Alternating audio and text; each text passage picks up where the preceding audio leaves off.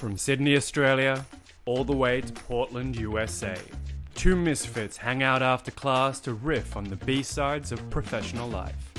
These are your Professional Misfits. Hello friends, all the way from Sydney, Australia, I'm Christopher Sellers. And from Portland, Oregon, I'm Brody. And we are your Professional Misfits, and this is episode 2, and we're talking about AI and content creation. So the bots are coming for our jobs, Brody.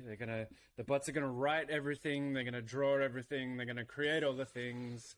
Sex bots are on the way. We're all out of a job. AI is the future.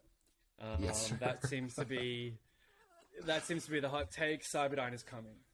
So let's have a practical conversation around this. All right. So if anyone's on LinkedIn, there is massive hype around MidJourney, ChatGPT, Bard, the war that's coming, copyright infringement, all the pros and cons of what's about to happen. Let's have a bit of a sober discussion about what AI can do and what it's useful for, what it can't do and what it never will do.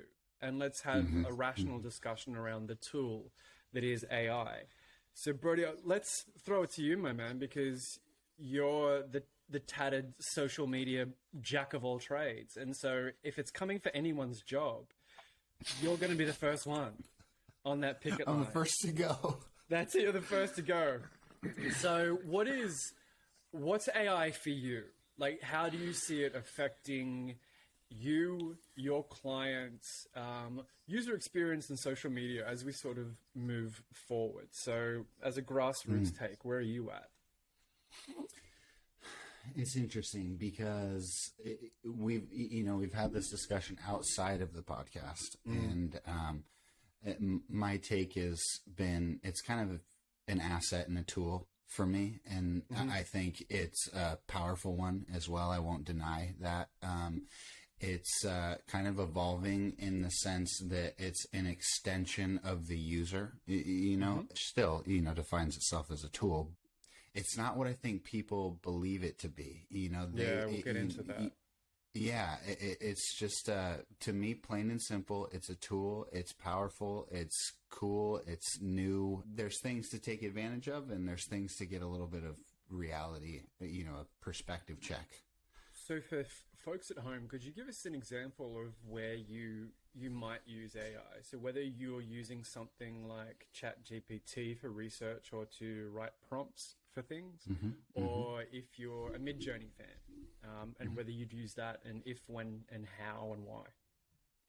Yeah, so it's really cool. I personally haven't used MidJourney or the, kind of visual side of AI, but I have a close friend on LinkedIn, Michael Richardson, and if you look at some of his stuff that he's producing with AI, you go, oh, okay, that's how it's supposed to be used. And it's really interesting because he takes his base photos and then he takes individual pieces, uses a really defined set of prompts, and he gets some fantastic results, And then for me too, like if I'm going to use it, a lot of what it is kind of in the remote world and social media marketing, anything in that kind of spectrum, even for you in the creative world, it's kind of a solo journey, right? And one of the hardest things about that is the challenge of your own creativity, and if you throw something into GPT with your prompts and your personality and your intention, it's very likely going to give you something back, within that stream. That ballpark, yeah. Right, but you're going to have to fine tune it. So it's like a conversation, and I think it's really powerful in that sense. Like you said, for creating prompts, social media text, you could even get down to blogs and website listings, Google ads. It does all sorts of things, and it can give you a really solid infrastructure and foundation to start working from. But that's where it is for me right now, in the sense of being full blown autonomous creation. No, I haven't seen it in even the most powerful users. So that's where I think the perspective's a little skewed. I think a lot of people think this is just going to do it for you. Yeah. So for context for the folks at home, there's sort of two schools of AI we're currently discussing. One is the ChatGPT school, which is your search engine AI. It can also be used as a really powerful research tool.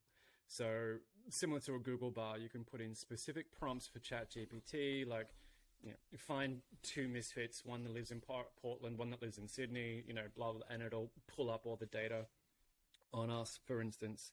The cool thing about ChatGPT is you can prompt it to write articles or create content for you. So you can give it a very specific set of blog prompts where, like, write a 5,000 word, let's say, script for a podcast on these two things in the style of, X, Y, and Z, and ChatGPT will write it for you, right?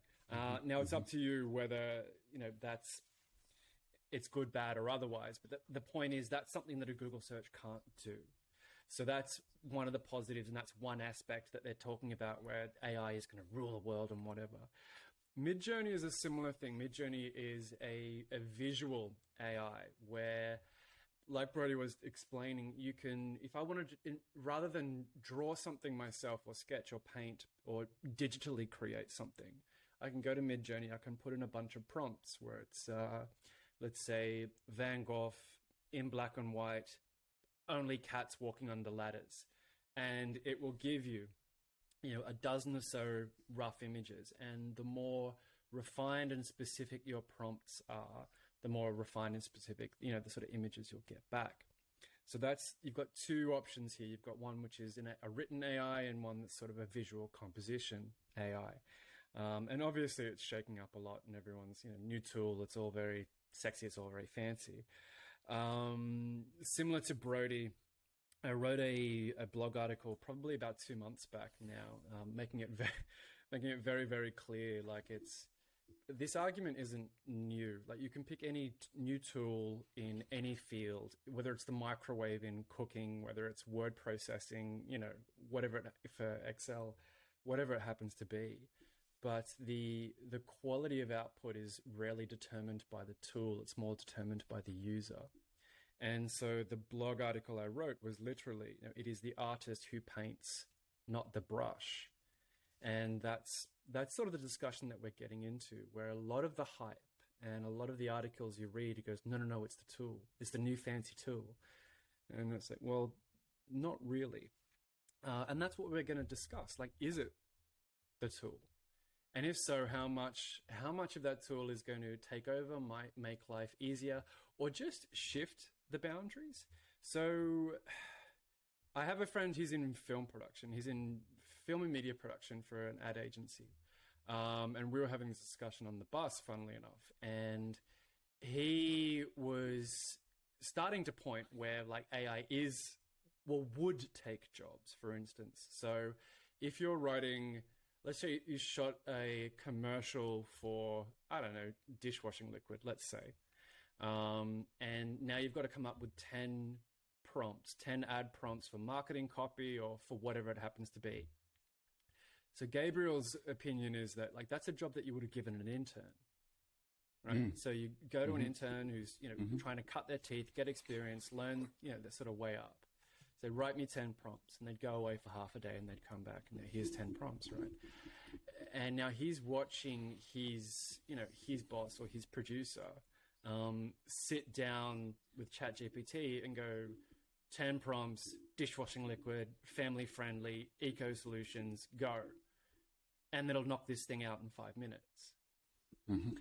So it might not be a case of replacing entire roles, but Gabe's sort of making the point of, like, well, it's replacing skills, and it's probably raising the bar from where interns would be able to access an agency, or freelancers even would be able to get work, let's say. Because why do I need to hire you, Brody, to write ad copy if I've got ChatGPT that can do it for me? Yeah. Yeah. No. And look, this is the thing, right? It's a fair perspective to have, because behind each user, okay, and that's a great way to look at it. It's kind of in a sense consolidating roles. There's a lot of administrative stuff like we were talking about with the prompts and copy and things like that ChatGPT kind of makes having a role for obsolete, and again, it's just going to shift the market though. The intern's going to have to be a little bit smarter. The intern's going to have to say, what can I do within this realm to place myself in value? And to me, that would be learning how to use AI in a way. That's exactly what I said to Gabe as well. It's like, look, this wouldn't happen in isolation. You're more than likely having an intern coming in who knows how to use ChatGPT and MidJourney, or they can learn, in 5 minutes or play with it for a day or so to learn this thing. So it's not like, we have the bot, so now you're redundant. It's a skill that you can learn. It's a tool that you can use. It's not a replacement of an industry. Like, that's a bit silly to reason that that's the case. No, and look, I think I'd really want people to understand from this too, and I'm sure anyone that's played with it knows that you cannot deny, how powerful it is, but at the same time, this is something that really needs guided. This AI, if you're looking for those defined and poignant and clear results, you have to give it the framework to develop that position. And a lot of that is time, a lot of that is energy and specific prompts and creatively thinking how to phrase something that is what you're looking for. So falling back on that, I'd say if you're an intern right now, if you were looking for an in a company, if you could figure out how to use AI to streamline their product now, if I had someone that was able to, on my client's behalf, make 25 prompts every single day, and I could go through those at the end of the week with me and my AI and come down to 10 of the best and formatted ones, I'd take you on. I'd like to come back to that, but we'll segue a little bit out of the arts, because the other option where AI is sort of flexing itself is in academia and research. So there's that article, I think only a couple of weeks back now, where ChatGPT passed a Wharton MBA exam. We might have talked a little bit about it. So basically, this professor at Wharton, as a test, gave ChatGPT, here's the conditions and criteria and questions that we would ask in an examination to earn your MBA. How would the bot do? And again, this made a lot of hype. It's a catchy title, but so to be clear, the AI passed, ChatGPT passed, but it passed with a B, which is a decent grade.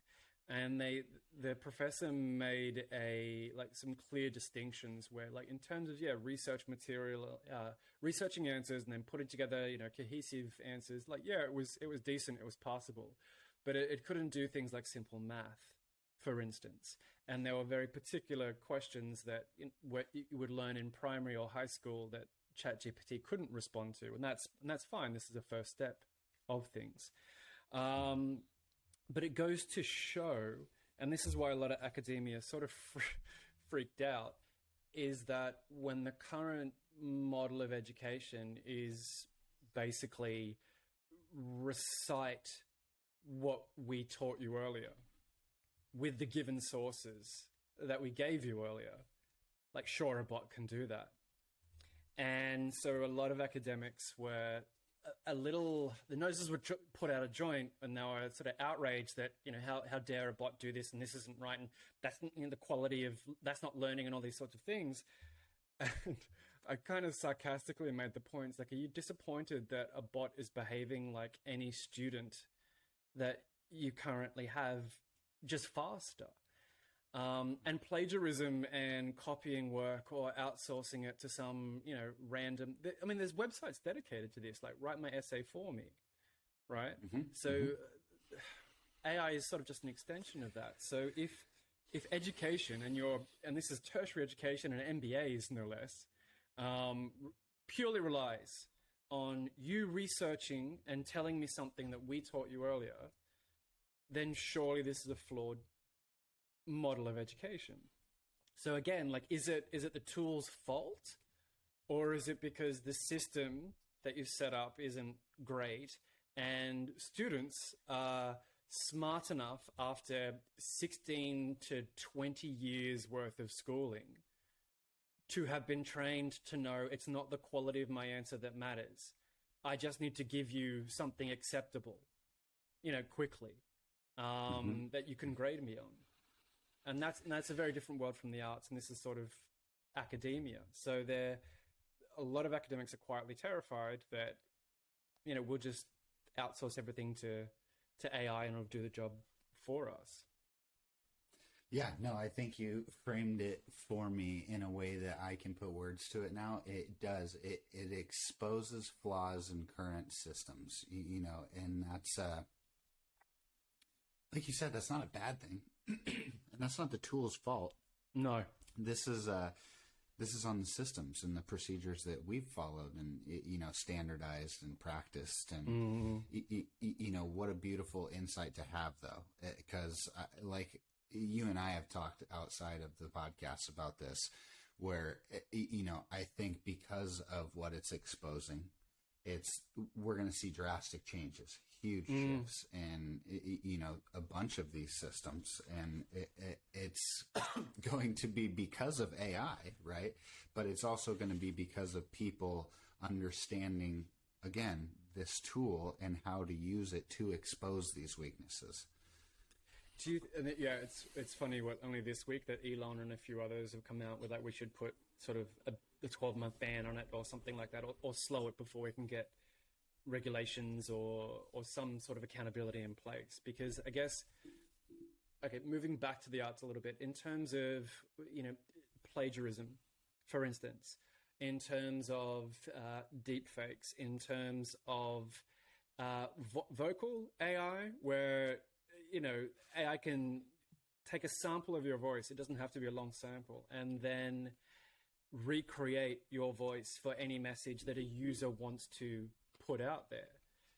So people are releasing rap tracks with Eminem's voice without his permission because it's an open source AI, which previously is massive copyright fraud. Absolutely not. But it's sort of a Napster situation again, where something's become open source and available, and then everyone sort of jumps on it. Like once Pandora is out of the box, how do you manage it?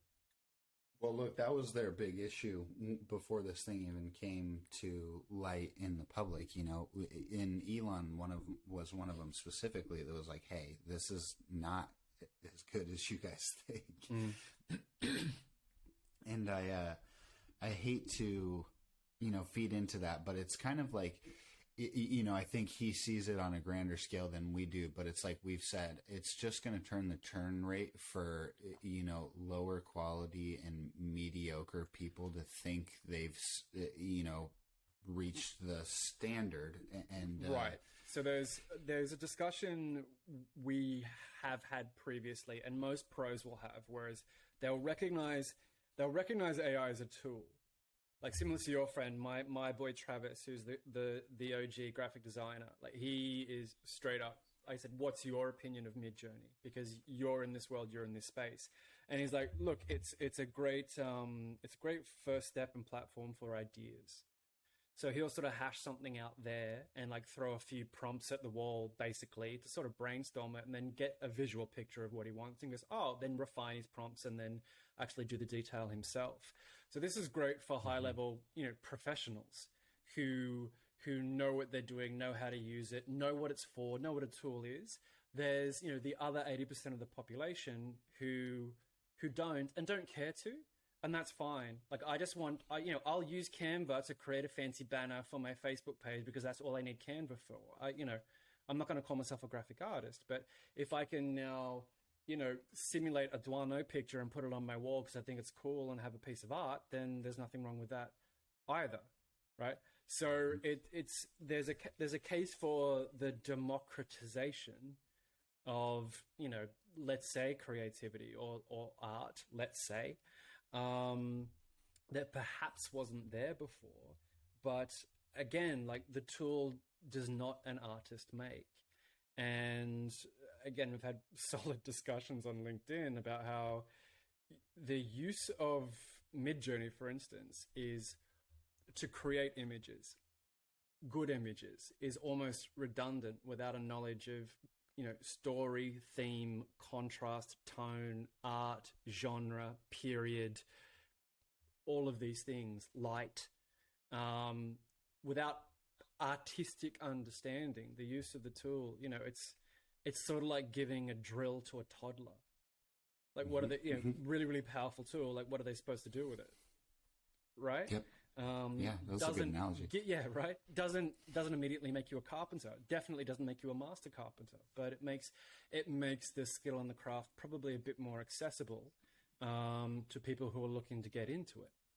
And that's up to you whether it's good or a bad thing.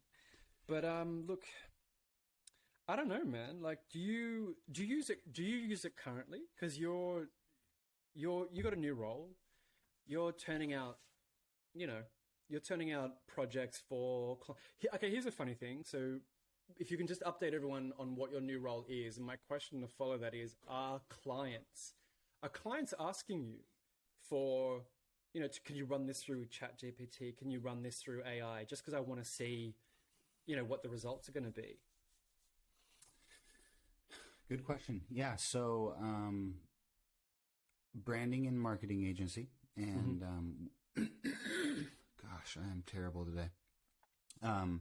And we do a lot of the campaign stuff, the content production, things like that. So, yeah, I'm using it right now. I'm using it in the sense that, again, it's someone to storyboard with, right? Right. I have my partner, but we kind of have separate roles in the sense that, we've got our own client loads and things like that. And, it is what it is, but,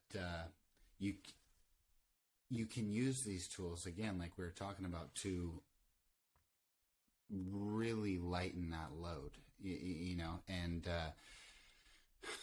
so yeah. And the only context that it's come up with clients directly is them asking if I'm using it, and right. And asking how, because I think, again, too, the insight that people are going to want to have, is this coming from a human or is this coming from a bot?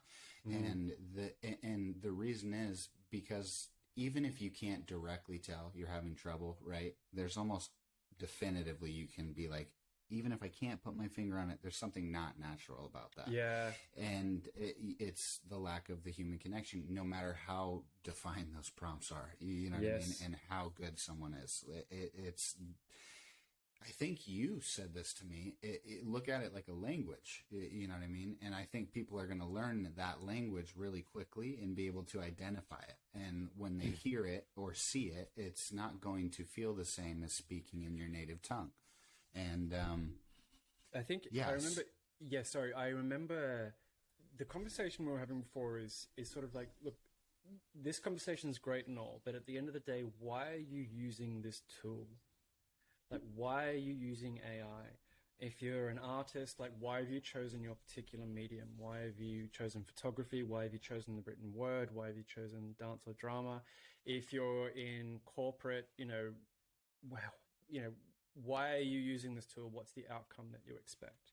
Now, for 90% of case studies, I'd argue, in your case anyway, Brody, for social media marketing, the whole point of any sort of social media marketing or personal branding is to connect and engage with an audience or a customer, to build relationships.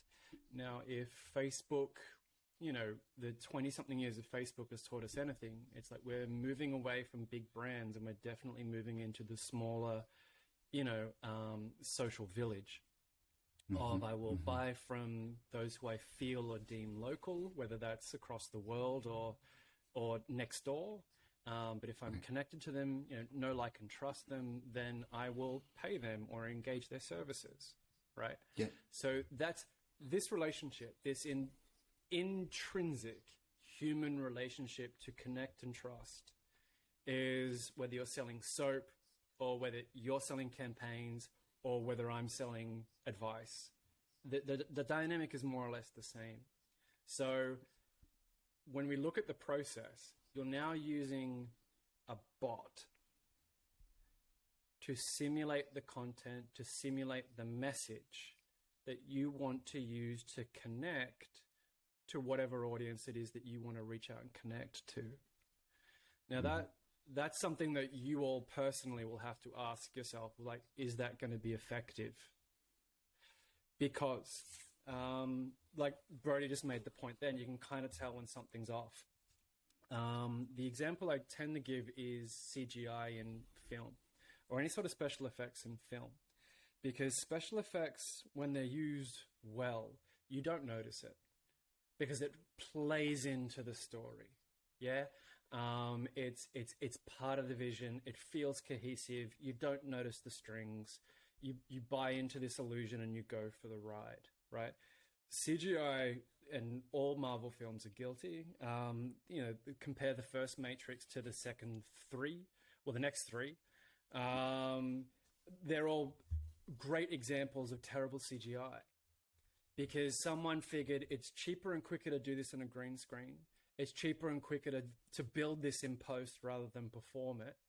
So we'll do that. And you're all audience members. You all know what I'm talking about. It immediately takes you out of it and you sort of switch off and go, yeah, it's flashy, but I don't care. Right? That's every Transformer movie too. Oh, bro.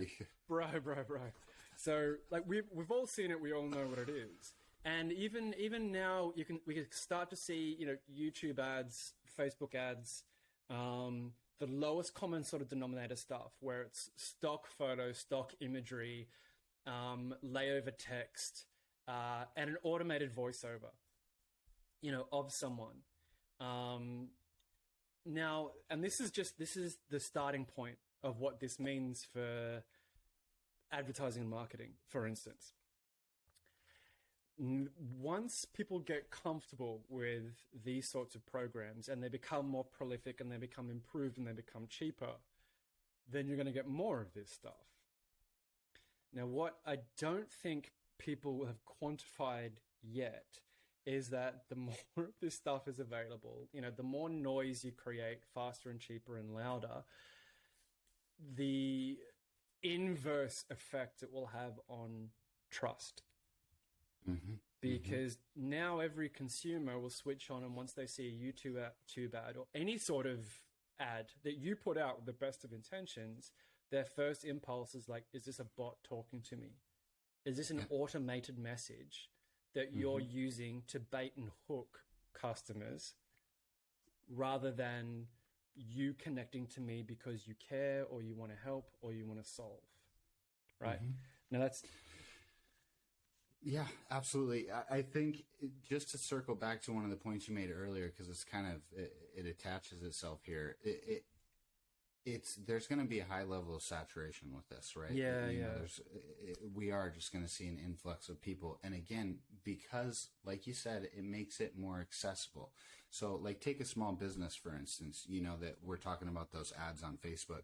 They've watched Apple, they've watched Nike, they've watched all these people have high quality, highly produced, effective ads at such a large scale that now any means to reciprocate, right? And we've talked about this a little bit as well.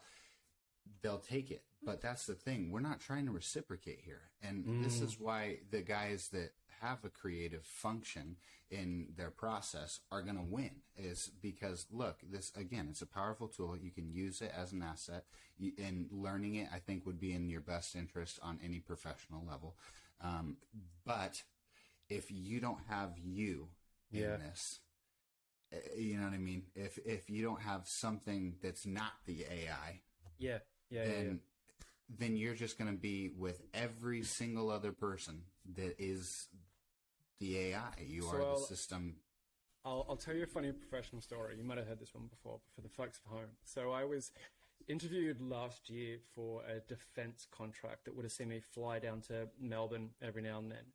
And it was for a national rollout of some innovative program. They were spending 27 million.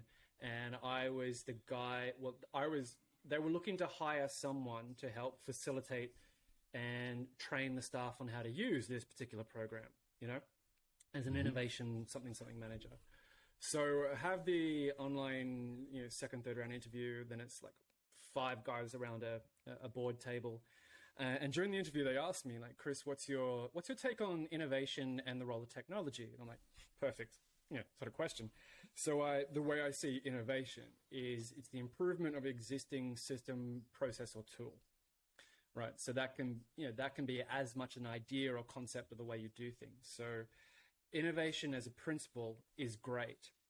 Technology is a nice to have, but it's not a necessity. What's more important, to your point, is not so much the tool, but how you use it. So your users, your user end, you know, who's using this thing and why.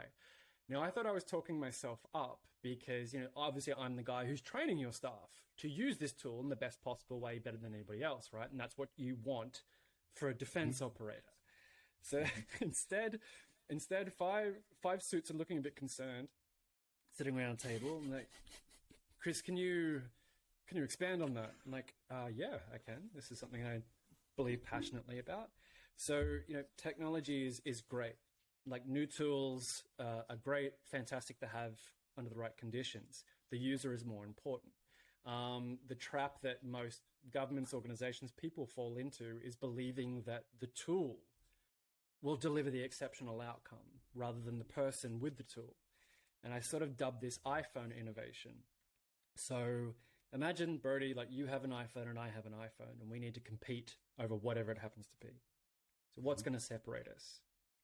It's going to be how either one of us use the iPhone the most intelligently, the most creatively, the smartest, who takes the initiative, whatever it happens to be. But let's say I don't want to think. And so I buy the new iPhone. And you go, cool, well, you buy the new iPhone too. So now we've both got an iPhone. And now what's going to separate us? It's not the tool. It's how you use the tool. And this is what I'm sort of getting into. Now, this is what I explained to these guys around the table, and they're looking really sort of upset. I'm like, Chris, we're looking to roll out 27 million. This is a national, product, blah, blah, blah, state of the art, innovative, all the buzzwords. I'm like, I understand that. I can appreciate that. So did you build it? And they pause for a minute. I'm like, did you design this program? Did you build this? Like, no. No. It's like, okay, so it's a third-party program. It's a third-party system. Yes. Right. So you've bought a system that you want to employ nationally, and you want to train staff how to use this system. Yes. What happens when your competitor buys this system? And all 5 of them sort of freeze. And I couldn't help myself. I'm like, if I have an iPhone, and if you have an iPhone, anyway, and I tried to make the case, like, this is why, whether it's AI, whether it's ChatGPT, whether it's a $27 million defense contract, whether it's an iPhone, whether it's, name it. It's not the tool, and it never is. And actually, when you sketch back and look through all of history, like, radical innovation in any field, radical, warfare strategy, radical marketing strategy, radical whatever it happens to be, the ideas and the concepts that shifted the world seldom ever were delivered with the state-of-the-art new toy. It was brought about by thinking. Disruptive, creative, innovative, leading thinking and application.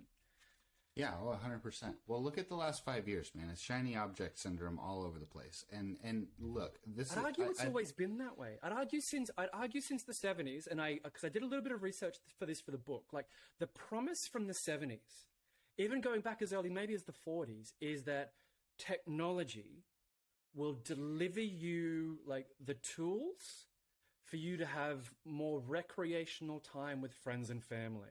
Right? It started in the home. Like, we're going to give you the dishwasher. We're going to give you the automatic washing machine. Like, how much time is mum going to save that she can now spend with her kids? We're going to give you the automatic toaster. We're going to give you all of these tools, right? And so it's been sort of laid in since the 70s. And it's a separate discussion around the culture that follows, because the more time we created for ourselves, the more we've tried to fill that time. But the promise from tech and innovation since the 50s, 60s, and 70s is like, we're going to give you these tools. They're going to improve your lives. You could have improved your life on your own with, the shift in mindset and eating healthy and maybe not smoking and maybe not drinking so much and maybe doing a bit of exercise and maybe spending some more time with your kids because they like that. I didn't need a new toaster for that. So it's, but now here we are, but to your point, now we're in the world of the internet where information is immediately accessible, abundant, and free. In the world professional world of LinkedIn, where every second bro is a startup, thought leader, genius. Crypto is a new currency. NFTs, the new artist currency. Look what happened there. So our ability to create new and shiny things and then launch a website over it, the distance between idea to execution has become incredibly short. And to be fair, our podcast is a perfect example. This has come together in the space of weeks, you know what I mean? Website, podcast, streaming, you know what I mean? We're go back 5-10 years, Okay. Anyway, great. Good example. But you were saying that it's new and shiny toy syndrome. Well, yeah, and look, I mean, you nailed it. I mean, that's been the thing for how many years, and is that kind of a societal staple now, where it's like you're talking about that's the standard, are we looking for convenience and efficiency over quality and creativity, and it's funny that you put it that way, because it makes it even a little bit more maybe disheartening. I don't know, because like you said, when is that going to be the sacrifice? When is efficiency and convenience going to go out the window for creativity and innovation, because that's the next shift, right? I believe so as well. What's the tipping point? Like, when are we all going to get sick of the hype? I'm going to touch on this but microwaves are a great example. Like, microwaves in every home were supposed to, and then ready meals that came with it. So now you can have a 3-course meal, microwaves in 10 minutes. You can feed the family cheap, quickly, and efficiently, right? Mm-hmm. Did it revolutionize cuisine? Absolutely fucking not. Did it, did it? And it's arguable that it made things worse, in terms of diet, in terms of appetite. I don't think it's actually arguable. You're right. Well, it didn't teach people, and precisely to our point, it didn't teach people how to cook. Like, microwaves in every home hasn't made people, better cooks. Did it make us more self-sufficient? I don't know. But again, the promise of tech was this will save you time and money and give you a better lifestyle. And the tool was hyped, and it didn't deliver. Look, but it was accepted. It was swallowed whole, if you pardon the pun. But it didn't raise the level of the home cooked meal. And I mentioned this before. If you went to any restaurant, if you paid money to sit down anywhere and they served you microwave food, you're laughing, but you'd send it back. But absolutely. The argument made by ChatGPT and new tools of the future is that you can now write essays and books and manuscripts and scientific, fucking white papers, all with the use of this tool. And we will no longer need artists or chefs or writers or anyone. And it's, when you put it in context, it's more than a little silly. In my view. I'll take a brief pause here, because if anyone disagrees with us, write in the comments, because let's have this conversation, because this will probably be something that we come back to either next season or whatever, but to see where we're at, because no doubt it would have evolved by then. But if you find it super, super useful and you find some really interesting tidbits that we haven't touched on, then yeah, man, throw it in the comments and let's have that discussion. Sorry, Brady, you were going to say. Yeah, I was actually going to interrupt you because, I mean, you said something and I mean, like a little bit of wordplay clicked there. And it's so people have, now labeled themselves self-sufficient, right? But like in my mind, what that is you having the capability yourself to carry out the task. What people have actually become is self-efficient, where you're relying on a tool and yourself for something to become more efficient. And and you nailed it. Quality's lost every fucking time. I'm not eating microwave chicken nuggets over going to a 5-star restaurant. You're delusional. You know what I mean? Like you said, you'd never choose that. Know. So it falls back on, even in our fields and just general life. Like you said, you're going to hear it in, whether it's like a voice automation train, through customer service, or it's a YouTube ad or something that pops up on Netflix, and it's just going to hit you funny. You know what I mean? You're just going to be like, this is more microwave shit, know, but like I said, it's weird because maybe this is the advantageous marketer in me, but, and I'll give this to our entire audience for free. That's where you have an opportunity to win, right?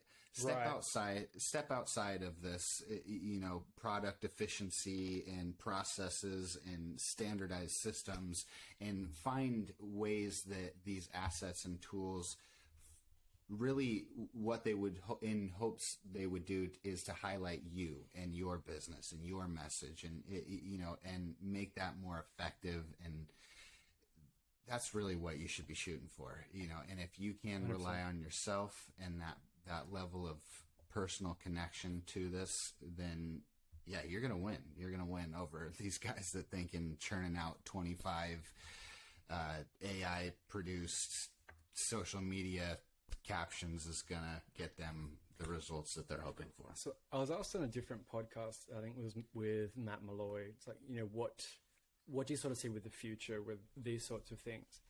And it was a similar sort of conversation, but I said, look, the good news is it's really, really easy to produce content or marketing that, that AI can't replicate.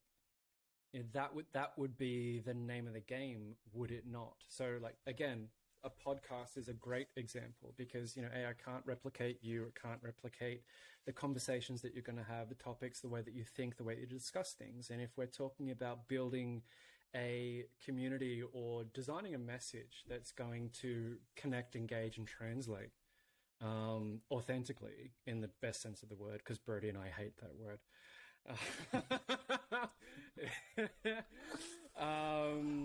Genuinely.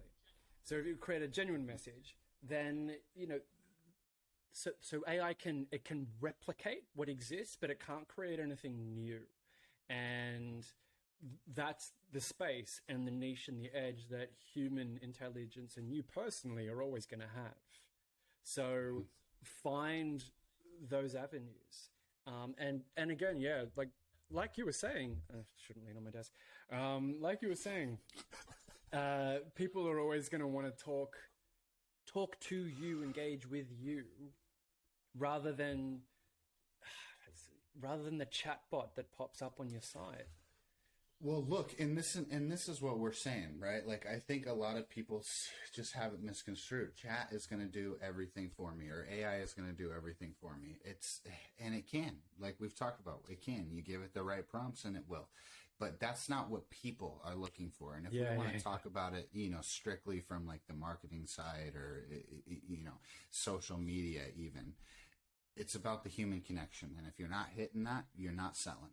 Point blank, period. And that's I think only going to be strengthened, right? Like we said, you're just going to see a lot of regurgitated shit. And it's because, hey, you guys are given the prompts. You know what I mean? Like, you guys have been doing this for the past 5 years. What everybody's been asking for is the next guy on YouTube that's real. You know what I mean? Again, authentic is just, it's such a buzzword now. Yeah. You know what I mean? That it's hard to use, but that's That's really what people are looking for. I want you to be authentic. I want you to be honest. I want to feel who you are in whatever you're giving me, whether it's a carousel, whether it's a YouTube video, whether it's a podcast. I don't care what medium, this brush is being used on. I want to be able to feel you through it. That's, perfectly summed up. Perfectly summed up. So I think that that's a nice way to wrap up episode 2? It is. It's episode 2. Mm-hmm. So let us know. Let us know in the comments, guys. Like whether you do you use AI? What do you use? What do you use it for? Do you find it useful? Do you how do you envision the future for this tool? I know Brody and I have a sort of particular view. We way off because we're open to hearing the other side of the fence as well. That's what this is all about. So that's that wraps us up for today. So what do we got next? We got episode 3. Oh, we're talking about creativity next. And I think we're rapping about the book. So the plan for episode 3 is we're going to talk about creativity. For those who don't know, I've written a book that's called Applied Creativity. Brody's got a copy. He's going to grill me over it. So that should be fun. That should be fun. Do you have any burning questions or any, what's the one thing you want to grill me over, Brody? Yeah, I don't think it's so much, a grill sesh. I just want to pick apart your perspective. I want to know that it's sound because when I read it, it was very visceral. It was something in front of me. And, Visceral's a good word. I mean, truly. Yeah. Hey, really though. And that's the thing. When something is that way, it often feels challenging. There's pieces of your own perspective that you're like, oh shit, I felt this way about it for so long that now he's saying this and it makes sense. When someone's out here torching AI, then they better have a strong case for the individual's creativity. That should be fun. Yeah, absolutely. That should be a blast. That should be a blast. All right. So this brings us to the end of episode 2 of the Professional Misfits, folks. Brody, if people want to find you, where can they find you? You can head to promisfitspodcast.com. Yeah, we have a website. Yes, we do. And we've got all of the relevant links there. I spend a lot of time on TikTok, on Outside of Art Class, and I'm on LinkedIn as well. Brody Ipox. You are Brody Ipox on LinkedIn. Similarly, promisfitspodcast.com. That's where we're at. All my links are there. You can also find me on my website, which is cssellers.com. You can find a copy of the book, the ebook, and the audiobook there as well. So you can play along for episode 3. So until then, I've been Chris. I've been Brody. And you stay classy, Misfits. We'll see you on the next one.